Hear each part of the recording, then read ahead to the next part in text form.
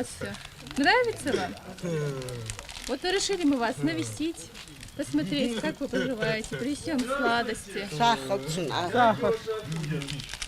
Такие встречи не просто формальность. В доме-интернате обучаются, еще одновременно проходит лечение около 20 воспитанников с различными диагнозами. У каждого своя непростая судьба. Но сегодня улыбки, смех и угощения. Нравится вот это.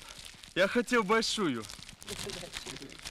Вот гости сегодня приехали к тебе, видишь? Я знаю.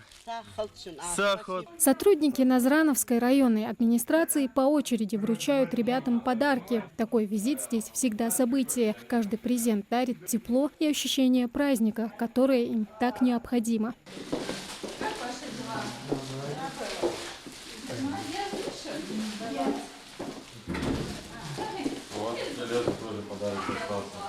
Администрация района регулярно навещает заботу, и эта традиция с каждым годом становится все важнее. Социальные акции помогают восполнить дефицит общения, а маленькие праздники в обычные будни делают атмосферу в интернате теплее. Вот и эту акцию для воспитанников дома-интерната организовали по поручению главы Ингушетии Махмуда Али Калиматова. Эти дети, они посещают мероприятия района.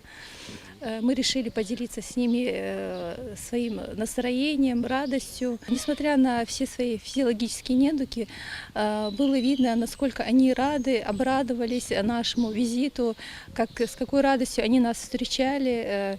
Действительно, по завершению нашей поездки можно сказать, что эти дети находятся среди любящих рук, теплых рук. Здесь окружает их атмосфера тепла и любви. Пусть завтра начнутся привычные будни, но такие встречи долго остаются в памяти ребят. Сегодня они почувствовали, что о них помнят и заботятся, а значит, день был по-настоящему особенным. Тамара Хашагульгова, Адам Мережков, Магаз 24.